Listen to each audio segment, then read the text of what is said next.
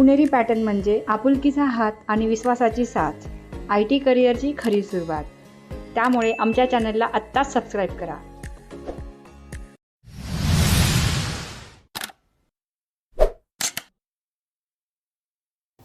Good morning. माझं नाव अक्षय अशोकराव पवार. मी तुळजापूरचा आहे. 2018 electronics and telecommunication pass out. आज माझं MNC कंपनीमध्ये प्लेसमेंट झालं आहे. त्याचं सर्व श्रेय पुणेरी पॅटर्न आणि सारिका मॅमच्या टीमला जाईल. थँक्यू. आपले स्टुडंट आहेत अक्षय पवार. आज यांचं प्लेसमेंट झालेलं आहे पुण्यातल्या टॉपमोस्ट MNC मध्ये. विद्यार्थी मित्रांनो, बॅचलर ऑफ इंजिनिअरिंग ते पण 2018 पासआउट आणि त्यानंतर पहिला IT जॉब. किती मोठी जर्नी म्हणावं लागेल ना. बरेच विद्यार्थी गॅप असल्यामुळं स्वतःला असं समजतात की माझा गॅप आहे तर माझं होईल का नाही, किंवा माझं काय असू शकतं की नाही फ्युचर. तर असं मुळातच नाही आहे. जर आपण सही दिशेने प्रयत्न केला तर आपल्याला नक्कीच चांगल्या संधी मिळतात. त्या संधी मिळत असताना आपल्याला ही केअर करायची की माझ्याकडे लेटेस्ट स्किल्स आहेत का, बस एवढं जर तुमच्याकडे असेल तरी पण तुम्हाला चांगला IT जॉब मिळू शकतो. तो कसा मिळवायचा, त्यासाठी खरंच कोणते स्किल सेट शिकले पाहिजे, त्यानंतर प्रिपरेशन कसं केलं पाहिजे, आणि सगळ्यात महत्त्वाची गोष्ट स्वतःला पॉझिटिव्ह कसं ठेवलं पाहिजे, या सगळ्या गोष्टी आज आपण आपल्या स्टुडंटकडून जाणून घेणार आहेत. चला तर मग स्टार्ट करूयात. सो अक्षय, आज तुम्हाला कसं वाटतंय? हो मॅडम, खूप आनंद आहे जॉब लागल्याचा पहिले. विश्वास बसतोय? हो, बसतोय. बऱ्याच वेळा असं होतं की मुलांचा विश्वासच बसत नाही की बाबा माझं कुठेतरी झालंय. कारण त्यांचं काही चुकीचं असं नाहीये. बऱ्याच मुलांना खूप रिजेक्शन्स मिळतात मार्केटमधून. म्हणजे मी 2 दिवसापूर्वी ऐकलेलं माझ्या स्टुडंटकडून, तर तो मला बोलला की मॅम, आत्तापर्यंत 200च्या वरती रिजेक्शनचे फक्त मेल मी वाचलेत, तर खरंच माझं काय होईल का नाही. आता माझा विश्वास नाही बसत, कारण त्या स्टुडंटचा 2017 पासआउट आहे. आपले स्टुडंट आहेत. सो मग मी त्यांना एवढंच म्हटलं की नाही, म्हटलं म्हणजे जे काही बोलायचं ते मी बोललेच, पण त्यानंतर एंड असा होता की म्हणजे नाही का, तुमच्या टीमसारखी जर मोटिवेटेड टीम असेल किंवा तुमच्यासारखे मेंटर असेल तर नक्कीच होईल. तर हेच आमचा उद्देश आहे की प्रत्येक स्टुडंटला त्याच्या कॅपॅसिटीप्रमाणे त्याचं करिअरमध्ये त्याचे स्टार्ट मिळालं पाहिजे, हेच उद्देश आहे. सो अक्षय, मला सांगा, पॅरेंट्स काय करतात घरी आणि बाकीचे कसे आहेत सगळे? पॅरेंट्स माझे ST ड्रायव्हर आहेत आणि आई आहे ती हाऊस होममेकर आहे माझी. अच्छा. आणि सिस्टर आहे ती आता मॅरिड झाली, ॲडव्होकेट आहे ती पुणे सिव्हिल कोर्टमध्ये. Great great great. Perfect perfect. चालेल. सो आता मला सांगा की तुळजापूर असेल किंवा बारामती एरिया आहे किंवा इकडे पुण्यातला भाग आहे, तर भरपूर क्लासेस आहेत. मग पुणेरी पॅटर्नच का निवडलं? असं झालं की मॅडम, आधी एक टेस्टिंगचा क्लास लावलेला बेंगलोरला आणि त्याच्यात फसवणूक झाली होती. मग त्याच्यानंतर कुठं लावायचं हे म्हणजे हेच होतं की ट्रस्ट कसा करायचा, किंवा मार्केटिंग पण असू शकते. मग पप्पांनी तुमचा युट्यूबवर शॉर्ट्स व्हिडिओ बघितले आणि मला म्हटले की जा एकदा आपलं पुण्यात विचारून बघ. मग इथे मी कॉल केल्यानंतर प्रतीक्षा मॅडम होत्या. त्यांनी एज्युकेशन वगैरे विचारलं आणि म्हटले क्लासला व्हिजिट करा, आम्ही तुम्हाला गाईड करू. मग मी त्यांना हेच होतं की माझा गॅप आहे, यामध्ये कसं करणार. ते म्हणले की तुम्ही फक्त तुमचं हार्डवर्क द्या, बाकी आम्ही बघून घेतो. ग्रेट. त्यानंतर मी ते ऍडमिशन घेतलं. ग्रेट. आणि जसं तुम्ही म्हटलात की तुम्ही बँगलोरमध्ये क्लास केले आधीचे, मग तुम्ही बँगलोरला जाऊन क्लास? ऑनलाईन होता तो क्लास. अच्छा, ऑनलाईन. किती इन्व्हेस्टमेंट केली, किती वेळ गेला? खूप जास्त होते मॅम त्याच्या. आपल्या क्लासच्या तुलनेत त्याला 1,60,000 फीस होती. काय सांगता? 1,60,000? 1,60,000 फी होते. बापरे. आणि काय शिकायला मिळालं त्याच्यामध्ये? काय त्यांनी हेच केलं नाही, कंपनी वगैरे आहेत म्हटले, आणि त्याच्या लास्टला असं कळालं की ते सगळं फेक होतं. आणि काय सगळ्या तिथल्याच बेंगलोरच्याच कंपन्याचे रेफरल. मग तिथे जाऊन इंटरव्ह्यू देणं तर पॉसिबल नाही. ते पुणे साईड, मुंबई साईड कंपन्यांची म्हणजे रेफरलच देत नव्हते. म्हणजे ओपनिंग नाही. टोटल डिसअपॉइंटमेंट झाली त्याच्यामध्ये. मग तुम्ही डिप्रेशन मध्ये गेला असाल? हो मॅडम, मी तर म्हटलं की आता IT मध्ये होणारच नाही, कोर इलेक्ट्रॉनिक्स मध्येच करू जॉब, नाही तर दुसऱ्या कुठेतरी बँकिंग वगैरे मध्ये. ENTC केलंय म्हटलं, तिकडे जाऊ. त्यानंतर पुणेरी पॅटर्नच्या रील वगैरे बघितल्या. मी बघितलं नाही, वडिलांनीच बघितलेलं माझ्या. मग ते म्हटले की जाऊन तर बघ एकदा काय म्हणतायत ते. मग मी इथे मित्राकडे आलो आणि नंतर कॉल केला. प्रतीक्षा मॅडम होत्या, मग त्यांनी इथे बोलवलं मला आणि सगळं सांगितलं असं आहे. मग त्यानंतर PG वगैरे मी इथेच केली, इथेच राहिलो. अच्छा, म्हणजे तुम्ही इथे PG मध्ये? माझ्या लेक्चर मध्ये मी तुम्हाला बघितलेलं. PG वगैरे मी इथेच केली आणि सकाळी 9 to 10 ची माझी बॅच होती त्यावेळेस. ग्रेट. मी केलेलं आहे सर. Great great. मग तुम्हाला काय डिफरन्स जाणवला? जसं मी भरपूर इंटरव्ह्यूज मध्ये पण सांगते की अशा ठिकाणी जा की जिथे तुम्हाला काहीतरी दरवाजा असेल ओपन, की तुम्ही प्लेसमेंटसाठी बोलू शकता, एखादी टीम समोर असेल, असं माझं नेहमी बोलणं असतं. मग तुम्हाला काय डिफरन्स वाटला की जिथे तुम्ही ऑलरेडी एवढं सगळं इन्व्हेस्ट, म्हणजे 1.5 लाख खूप मोठी अमाऊंट झाली, तर एवढं इन्व्हेस्टमेंट करून खरंच कुणी कॉन्टॅक्टेबल पर्सन होतं तिथे? तिथे कॉन्टॅक्टेबल पर्सन त्यांची मार्केटिंग टीमच कॉल उचलायची. वडील तर म्हणायचे ते कोण टीचर आहेत मला बोलायला दे त्यांना. बरं, ते बरं. मार्केटिंग टीम म्हणायची आम्ही शेड्यूल करतोय, होत आहे, बेंगलोरला आहेत, तुम्ही इकडे या, असं तसं ते हेच सांगायचे अच्छा, सारखे. तुम्हाला बँगलोरला बोलवायचं? हो, आणि मी त्यांना म्हणलं की माझा एकतर गॅप आहे, मी एकतर एक 7-8 महिने 9 महिन्याचा कोर्स कम्प्लीट केला आणि त्यानंतर मला तुम्ही पुण्यात जर रेफरल देत नसेल तर मग काय फायदा आहे. ऍडमिशन घेताना तर तुम्ही पुण्यात सांगितलं होतं की बरं, पुणे बरं. मुंबई आहेत आमच्याकडे कंपनीत. मग आता मी तुळजापूरहून बँगलोरला कसं येऊ म्हणलं इंटरव्ह्यूसाठी. प्रत्येक ऑनलाईन पण शेड्यूल होत नाही, ते सगळे वॉक इन. तिथं प्रत्येक ह्याच्यामध्ये ती वॉक इन अच्छा, म्हणजे इंटरव्ह्यू. तिथं फिजिकली हो, फिजिकली. मग मी म्हणलं ते पॉसिबलच नाही. मग ते विषय त्यांनी सोडून दिला. म्हणले ठीक आहे, हे पैसे गेले तर गेले, पण ते एक चांगलं करिअर करण्यासाठी IT मध्येच संधी आहेत. मग त्यानंतर मी आपलं पुणेरी पॅटर्नच निवडलं. बापरे. मग बाकी स्टुडंटला काय संदेश द्याल आज? काय केलं पाहिजे म्हणजे कारण की माझ्यापेक्षा जास्त खराब अनुभव तर तुम्हालाच मिळालेला आहे. सो तुम्ही बेटर वेने सांगू शकता. काय नाही, तुम्ही पुणेरी पॅटर्न मध्ये ऍडमिशन घेऊ शकता. जर माझ्यासारखा गॅप असेल किंवा फ्रेशरला तर संधी आहेत. कारण मी बघितलं काल मी ज्या कंपनीमध्ये होतो तिथे इंजिनिअरिंग म्हणजे फायनल इयरला असलेली सुद्धा आपण इंटर्नशिप देतोय. तर त्याच्यामुळे संधी प्रत्येकाला आहे, त्याची जर करायची तयारी असेल तर. बरोबर. हो. डिप्लोमाचे पण काल 2 हो. स्टुडंट RIT कॉलेजचे प्लेस झाले. म्हणजे असं जर तुमच्याकडे स्किल आहे तर डिग्री नाही मॅटर करत. तुमचं स्किल मॅटर करतं. सो असे व्हरायटी ऑफ स्टुडंट म्हणजे मी तर सांगेल पुणेरी पॅटर्न म्हणजे नेहमी म्हणते मी, मला ज्यावेळेस लोक विचारतात की माझी ही सिच्युएशन आहे, माझा असा म्हणजे गॅप आहे किंवा लग्नामुळे हे झालं किंवा MPSC ड्रॉपआउट, म्हणजे असं खूप खूप एक्झाम्पल आहे. तर आजकाल मी असं बोलायला सुरुवात केली की माझ्यासमोर सगळी व्हरायटी आहे, तुम्ही नका टेन्शन घेऊ. हो. पण ज्यावेळेस तुम्ही ह्या फ्लोमध्ये याल तर तुम्हाला एक इक्वल संधी द्यायचं काम माझं असेल. सो त्या पद्धतीने असताना ती संधी मिळाली, त्याने त्याचं सोनं पण केलंय. चालेल. सो आता मला अजून एक प्रश्न हा विचारायचा आहे की जसं की तुम्ही आता थोड्या वेळापूर्वी बोललात की काही क्वेरी असेल तरी मार्केटिंग टीम फोन पिक करायची. पुणेरी पॅटर्नमध्ये काय स्ट्रक्चर आहे? पुणेरी पॅटर्न मध्ये स्ट्रक्चर असं आहे की तुम्ही इंडिव्हिज्युअली विचारू शकता प्रत्येक डिपार्टमेंटला. आपल्या HR ला तुम्ही HR रिलेटेड क्वेश्चन किंवा तुमचे सेशन असतात JDचे वगैरे किंवा सॅटर्डेचं तुमचं जे सेशन असतं मॉर्निंगचं, त्याच्यामध्ये तुम्हाला डायरेक्ट बोलायची संधी भेटते. असं नाही की काय फक्त मार्केटिंग टीमच हँडल करते. तुम्हाला पण बोलू शकतात किंवा फॅकल्टी असेल तर त्यांनाही डायरेक्ट तुम्ही क्वेश्चन करू शकतात. हे पुणेरी पॅटर्नचं वेगळं आहे. बाकी क्लासमध्ये तसं नाही, त्यांची मार्केटिंग टीम तुम्ही जे शिकवताय त्यांना बोलू देत नाहीत काहीच. ते वेगळं आहे. हो, ते वेगळं आहे. आपल्या इथं तसं नाहीये. डायरेक्ट तुमच्याशी सेशन मध्ये पण काही डाऊट असेल तर तुम्ही 1 ते 15 तारखेच्या दर्म्यान जे JD सेशन घेता दुपारचे, राईट. त्याच्यामध्ये पण तुम्ही लास्टला विचारता की ऑनलाईन ऑफलाईन कोणाला डाऊट असतील तर विचारा. बरोबर बरोबर. म्हणजे डायरेक्ट इंटरॅक्शन आहे डायरेक्ट गोष्टींचं. तुम्ही कुठल्याही व्यक्तीसोबत बोलू शकता.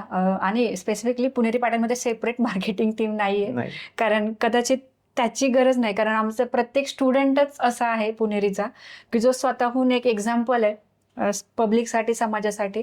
आणि हेच एक्झाम्पल्स अजून जास्त सेट करण्याची आमची इच्छा आहे. चालेल. सो अजून मला हे विचारायचं की आता आपण जर टीचिंगवरती आलो म्हणजे टेक्निकल टीचिंग, तर टेक्निकल टीचिंग तुम्हाला कसं वाटलं? कारण असं ऑनलाईन भरपूर भेटतं सगळीकडं.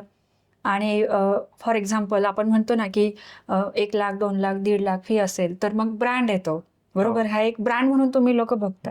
सो ब्रँडेड टीचिंग आपण जे म्हणतो ते आणि पुणेरी पॅटर्नचा जो टीचर आहे यांच्यामध्ये काय अंतर? ते ब्रँडिंगचं जे आहे मार्केटिंग म्हणजे ते जास्त लांब नेतात. आपला जो कोर्स आहे जे इंडस्ट्रीला लागतं, जे करंट इंटरव्ह्यू मध्ये आहे तेच शिकवलं जातं इथे. आणि त्याच्यामुळे मी पहिल्याच इंटरव्ह्यू मध्ये सिलेक्शन झालं माझं. खूप मोठी गोष्ट आहे. कारण करिअरची सुरुवात होणं ही प्रायोरिटी पुणेरी पॅटर्न आणि टीमची प्रत्येक विद्यार्थ्यासाठी ते महत्वाचं आहे. कारण की ऑलरेडी त्याचा गॅप झालाय आणि पुन्हा मग तुम्ही त्याला पूर्ण डेप्थमध्ये नेणार आणि मग अजून वेळ जाणार.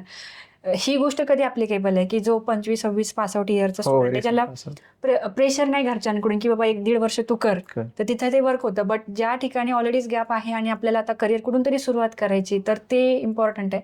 सो अजून मला हे सांगायचं की आता बरेच सारे आपलं महाराष्ट्रातले भरपूर मुलं आहेत की ते इव्हेंच्युअली ग्रुपमध्ये जातात बँगलोरला, हैदराबादला. सो असे सगळे विद्यार्थी जातात आणि तिथं कसं चालतं? म्हणजे मला तुम्हाला ते विचारायचं की ठीक आहे तुम्ही ऑनलाईन केला हा एक भाग झाला, पण फिजिकली जाणारे पण खूप आहे. सो तिथे ते क्वांटिटीवरती असतं सर्व, है ना, माईकवरती शिकवतात. तुमचा काय ॲडवाईस राहील त्या सगळ्यांना? आता तर पुण्यामध्ये उपलब्ध आहे आपलं पुणेरी पॅटर्न, तर तुम्ही बाहेर राज्यात जाऊन करण्यापेक्षा आपल्या इथं आलेलेच हे जाईल.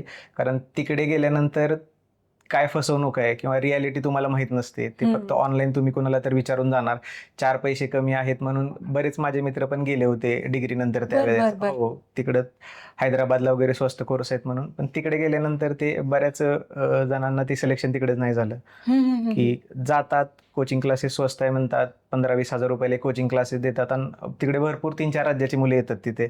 खूप मोठ्या प्रमाणात तिथे बॅचेस आहेत, पण सिलेक्शनची गॅरंटी कोणाची नाही किंवा कोण रेफरल वगैरे देत नाही.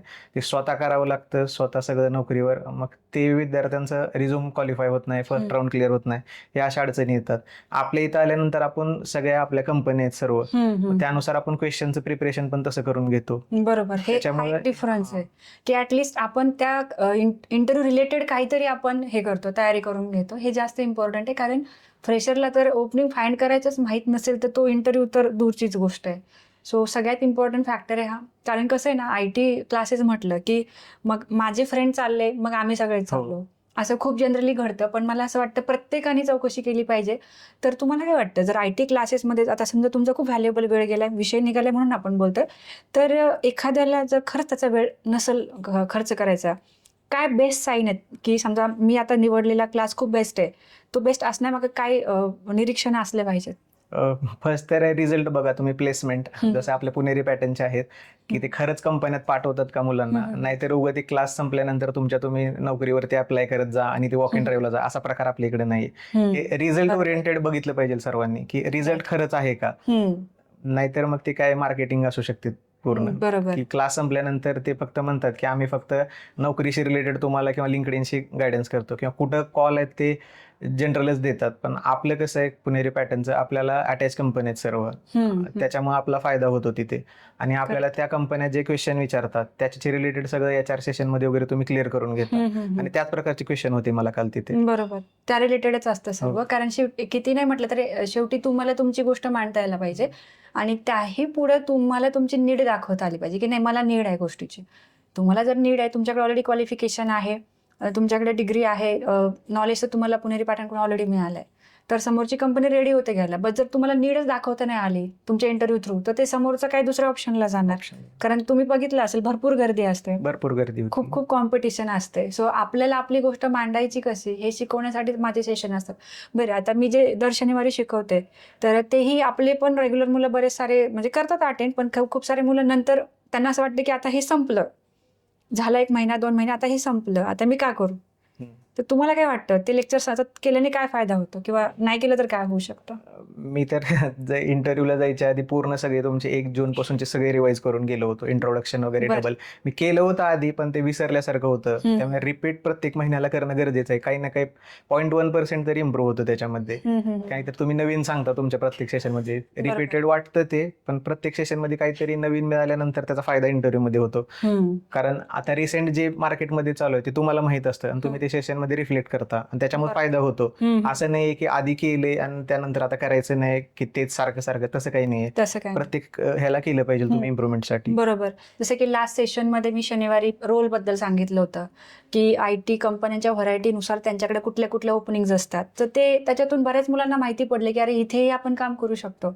जे की आधी कसं असतं ना, जी गोष्ट आपल्याला माहित नाही ती नाहीये असं मुलांना वाटतं की हा रोल मला समजला नाही तर तो ITचा रोल नाहीये किंवा तो नॉन IT असं वाटतं. पण ते तसं नाहीये. तो कुठेतरी स्टार्ट पॉईंट असतो, कुठेतरी तो एंट्री पॉईंट असतो, किंवा कुठेतरी तो रोल पुढच्या रोलसाठी एक बिल्डिंग ब्लॉक असू शकतो. सो ह्या गोष्टी सांगणं माझं काम आहे, कारण की त्याशिवाय ती अंडरस्टँडिंग नाही ना. कारण की जर आपण खूप हाय रोलसाठी तयारी केली तर त्याला 4 वर्षे पुरणार नाहीत. असं नाही की त्यांना डेटा सायंटिस्ट नको आहेत, त्यांना हवेत, पण तेवढं नॉलेज आपल्याला अक्वायर करायला तितका वेळ देणं खरंच शक्य आहे का? सो मला असं म्हणायचं की तुमच्याकडे जो काही वेळ आहे त्या वेळेत तुम्ही जेवढा अभ्यास केला तेवढ्यावरती तुम्ही सुरू करा. त्यानंतर ग्रॅज्युअली ज्यावेळेस तुमचा परफॉर्मन्स वाटेल किंवा तुमच्याकडे अजून वेळ मिळेल शिकायला, तर तुम्ही पुढं तसं प्रोसीड करा. चालेल. सो अजून पुणेरी पॅटर्नमध्ये जे काही टीम स्ट्रक्चर आहेत, जे काही लोक काम करतात, त्यांच्या सगळ्यांचा बेस्ट पार्ट काय वाटलं? सर्वच बेस्ट आहे. जसं गिटारला 4 स्ट्रिंग असतात, एक जरी तुटली तरी हार्मोनियस म्युझिक येत नाही, तसं होलिस्टिक सक्सेस आहे. प्रत्येक जण आपापलं काम करतात, म्हणूनच ते रिझल्ट आहे असं वाटतं मला. ग्रेट, खूप छान वाटलं. म्हणजे आमचं जे कंपॅरिझन आहे ते खूप ब्युटिफुल इन्स्ट्रुमेंट सोबत केलं गेलं, त्यामुळे आजचा दिवस खूप हॅपनिंग आहे. चालेल. आणि आता अजून एक प्रश्न मला शेवटचा हा विचारायचा आहे, किंवा मला हे एक थॉट जाणून घ्यायचा आहे की आज तुमचं ओल्ड पासआउट असून एवढ्या वर्षानंतर आज तुम्हाला एखादी अपॉर्च्युनिटी मिळाली ती तुम्ही ग्रॅब केली. पण तरी सुद्धा आपल्या महाराष्ट्रामध्ये खूप मराठी मुलं असे आहेत की ज्यांना अजूनही जॉब नाही आहेत, ते वेट करतात त्या जॉबसाठी किंवा त्यांचा अजूनही त्यांच्या म्हणजे तयारी चालू आहे. अशा सगळ्या जनतेला आपल्या महाराष्ट्रातल्या तुमचा काय संदेश असेल? माझा एकच संदेश आहे की त्यांना जर त्यांचं संधीचं सोनं करायचं असेल तर ते पुणेरी पॅटर्नशी कॉन्टॅक्ट करू शकतात. कारण ते तुम्हाला तुमच्या एज्युकेशन गॅपनुसार ते सर्व गाईड करतात. तुमचे आपले एज्युकेशन एक्सपर्ट आहेत ते. त्यानंतर तुम्हाला पुढची प्रोसिजर सांगितली जाईल कशी आहे ते. नाहीतर तुम्ही बाहेर असं जर मार्केटिंग जे क्लास आहेत ते तुम्हाला स्वतः करायला लावतील 5-6 महिन्यानंतर की तुम्हीच अप्लाय करा नोकरीवर, आमचं शिकवणं आहे ते झालं आमचं टेक्निकल असं. राईट. आणि नोकरीवरून खरंच जॉब मिळतो का? नोकरीवरून गॅप असल्यावर तर मॅडम रिझ्यूमच क्रॅक होत नाही, शॉर्टलिस्ट. मी ट्राय केलेलं आहे. किती रिजेक्शन मिळाले नोकरीवर? अप्लाय केल्यानंतर तिथे कॉलच येत नाहीत त्याच्यावरती. गॅप पेशन्स ठेवले म्हणजे आपण एक पेशन्सचे आपली एक हाईट असते ना. किती वर्ष ट्राय केलं, किती पेशन्स? 1.5 ते 2 वर्ष तर ते टेस्टिंगच्या ह्याच्यामध्येच गेले की कॉलेज येत नाहीत. मग त्याच्यामध्ये ठरवलं की असं आपण चांगल्या ठिकाणी शिकलं पाहिजे. म्हणजे थोडक्यात असं म्हणायचं की टेक्नॉलॉजी पण चुकीची सजेस्ट केली गेली. हो ज्या टेक्नॉलॉजीमुळे सुद्धा अपॉर्च्युनिटीजच नाही आल्या. हो. कारण काहीतरी अपॉर्च्युनिटीज मिळाल्या तर काहीतरी इंटरव्ह्यूचे चान्सेस वाढतात. येस. पण जर टेक्नॉलॉजी जर चुकीची असेल तर मग अपॉर्च्युनिटी सोडूनच द्या, मग नंतर आपला वेळही जातो. राईट. चालेल. सो आमच्या पूर्ण टीमकडून तुम्हाला तुमच्या करिअरसाठी इथून पुढच्या जर्नीसाठी खूप खूप मनापासून शुभेच्छा. Thank you so much.